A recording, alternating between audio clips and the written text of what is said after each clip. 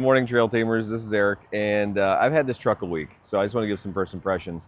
As you know, I've driven a 5th gen 4Runner forever, and have had 2 of them. Treehugger, well, actually 3. Treehugger 1, which is still in use for the off-road parks. Treehugger 2, which got T-boned in Pekin, unfortunately, and didn't have a very long lifespan. Still have some parts for it, though. And then Treehugger 3, which was always too nice because of the TRD Pro 2017 in cement. I always felt dirty even getting it dinged up. So it saw some trails, but didn't see anything rough. So now we got this guy.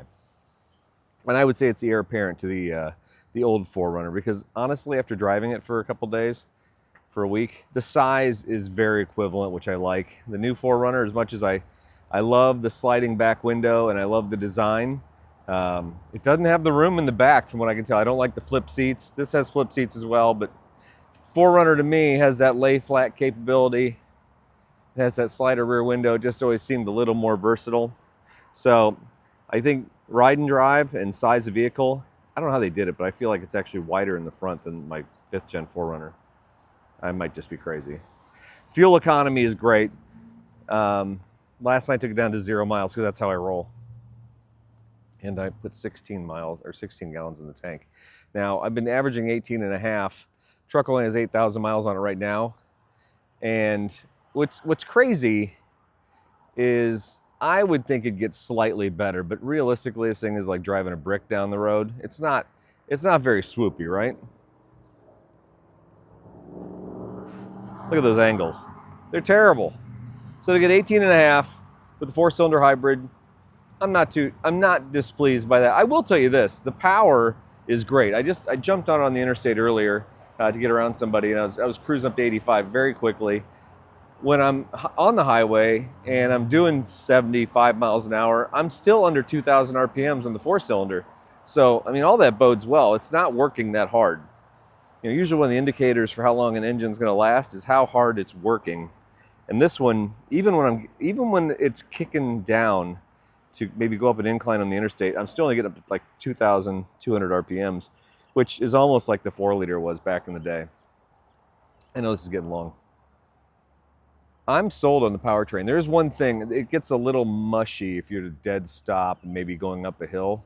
I almost thought I had a CVT the first time I drove it. And that's the same thing with the new Tacomas, the new 4Runners, all of them with the 4-cylinder. At first, if you're at a dead stop and you give it some gas, you're like, where is the kick-in point?